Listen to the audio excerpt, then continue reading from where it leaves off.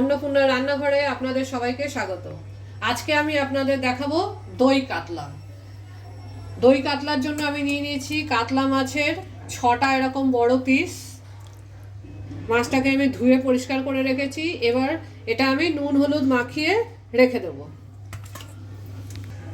एबार आमी एते 1 चामच मतो नुन और हाफ चामच मतो हलुद दिए माखिए राखबो। মাছটা ভালো করে মাখিয়ে রেখে দেব। বেশিক্ষণ রাখতে হয় না, 5 মিনিট রাখলেই হয়ে যায়। মাছে কিন্তু ভালো করে নুন হলুদটা মাখিয়ে নিতে হবে। এই মাছটা আমি কড়া করে ভাজবো না, একটু হালকা করে ভাজতে হবে। অনেকে কাঁচা মাছে করে, কিন্তু কাঁচা মাছে সবসময় টেস্টটা ঠিকঠাক আসে না, তাই আমি মাছগুলো হালকা তেলে ভেজে নেব। মাছটা 5 মিনিট ম্যারিনেট হোক, আমি আপনাদের বলছি যে বাকি কি কি লাগবে।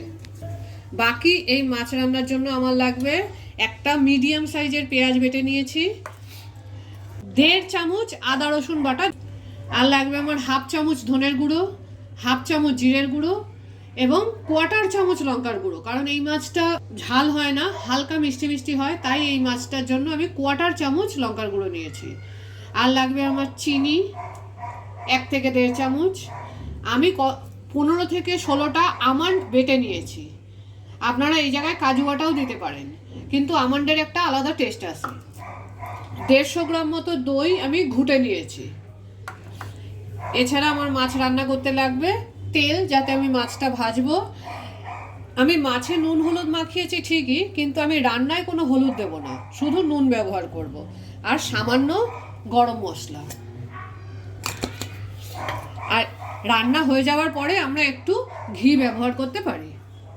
এবার আমরা মাছটা আগে ভেজে নেব। মাছটা ভাজার জন্য কড়াইতে তেল দিয়ে দিচ্ছি। মাছ ভাজার তেলটা কিন্তু আমাকে তুলে রাখতে হবে, কারণ আমার এত তেল লাগবে না রান্না করতে। এই রান্নাটা করতে শুধুমাত্র 2 চামচ তেল লাগবে। তেলটা কিন্তু সবসময় খুব ভালো করে গরম করবেন। আমি আপনাদের বারবার বলি, তেল গরম না হলে মাছ লেগে যাবে এবং ভেঙে যাবে, তাই আমি তেলটা গরম করতে দিচ্ছি। দেখুন তেলটা খুব ভালোভাবে গরম হয়ে গেছে, ধোয়া বেরোচ্ছে। এবার আমি মাছগুলো আস্তে আস্তে ছেড়ে দেবো।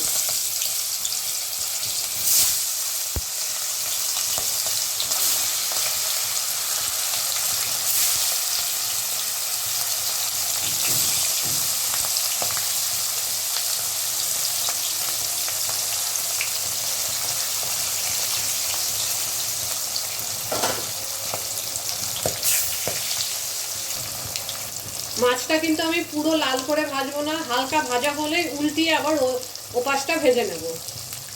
দেখুন 3-4 মিনিট হয়ে গেছে মাছগুলো। এবার আমি উল্টে দেব। হ্যাঁ, একদম হালকা ভাজা হয়েছে, মাছটা কিন্তু লাল করে ভাজিনি আমি।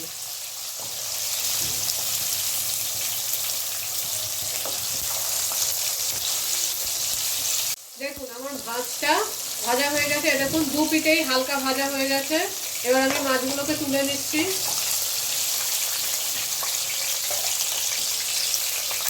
দেখুন মাছটা কিন্তু আমি লাল করে ভাজিনি, হালকা ভেজে নিয়েছি এপিঠ ওপিঠ দুপাশে। এবার আমি গ্রেভিটা করব। গ্রেভির জন্য আমি সবার আগে ফোড়নে শুধু একটু দারচিনি দেব। আমার কিন্তু মাছের তেলটাও অনেকটাই ছিল, আমি কিন্তু তেলটা ঢেলে রেখে শুধুমাত্র 2 চামচ মতো তেল রেখেছি। এবার আমি একটু এই দারচিনি ফোড়নে দিলাম। গ্যাসটা মিডিয়ামে রাখবেন, খুব বেশি দিলে মশলা পুড়ে যাবে। দারচিনি দিয়ে দিয়েছি। এবার আমি দিয়ে দিচ্ছি আমি যে একটা পেঁয়াজ বেটে রেখেছিলাম সেই পেঁয়াজটা, 1.5 চামচ মতো আদা রসুন বাটা,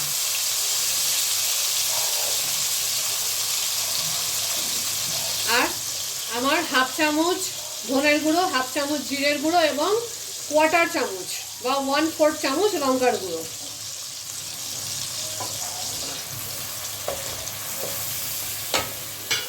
পরিমাণ মতো নুন, নুনটা যে যেমন খান সেরকম দেবেন। এই রান্নাটায় কিন্তু কোনো রকম হলুদ লাগে না।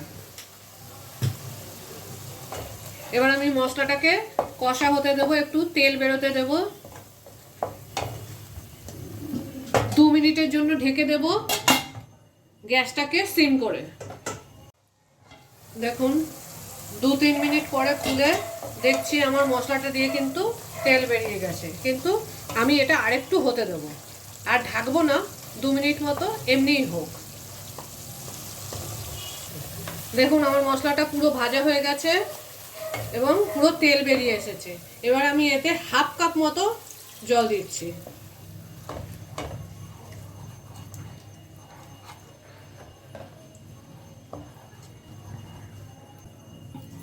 এবার আবার 1 মিনিটের জন্য ঢেকে দিলাম।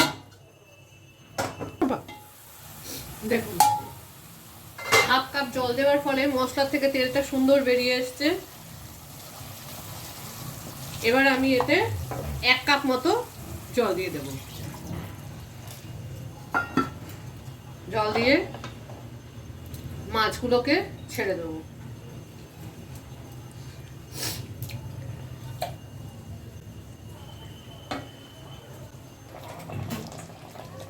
দেখুন মাছগুলো ফুটতে শুরু করেছে। এবার আমি এতে দিয়ে দেবো আমার বাদাম বাটাটা, আর দিয়ে দেবো ঘুটে রাখা দইটা,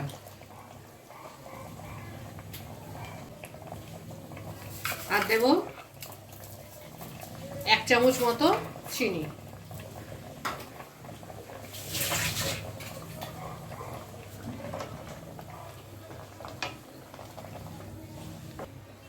এবার এটা আমি 2 মিনিটের জন্য ঢেকে দেব, যাতে মাছের ভেতরে মশলাটা ঢুকে যায়। গ্যাসটা কিন্তু আমার শুরু থেকেই সিম করাই আছে। 1-2 মিনিট পরে আমি এটা খুললাম। দেখুন সব ভালো করে ফুটছে, মিশে গেছে, রংটাও চেঞ্জ হয়ে গেছে। এই ছোট্ট 1 চামচের গরম মশলা দিলাম, হালকা, বেশি গরম মশলার দরকার নেই।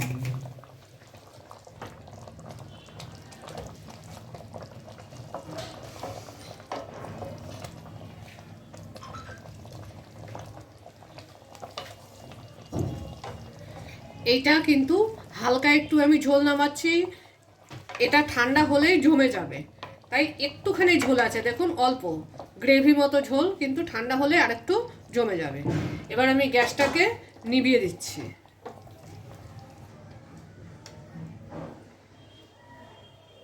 গ্যাসটা নিভিয়ে দিয়েছি। এবার আমি এরকম 1 চামচ মতো ঘি দিয়ে দিলাম, তাতে খাবারের টেস্ট খুবই ভালো হবে, আর একটা ঘিয়ের সুগন্ধও বেরোবে। দেখুন ঘিটা গলে গেছে, সুন্দর একটা গন্ধও বেরোচ্ছে এবং কালারটাও ভালো হয়ে গেছে। এবার আপনারা এটা গরম গরম ভাত, ফ্রাইড রাইস, যে কোনো জিনিসের সাথেই পরিবেশন করুন। খুবই ভালো খেতে দই মাছ, বা দই কাতলা অনেকেই বলে থাকে।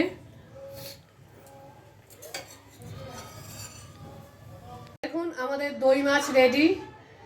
আপনারা বানান, খান এবং কমেন্ট করুন। এই সুস্বাদু দই কাতলা বা দই মাছের রেসিপিটা যদি আপনাদের ভালো লেগে থাকে, তাহলে আমাদের চ্যানেল অন্নপূর্ণার রান্নাঘরকে প্লিজ লাইক, শেয়ার আর সাবস্ক্রাইব করুন। আর নিশ্চয়ই আমাদের কমেন্ট করে জানান আপনাদের কেমন লাগলো।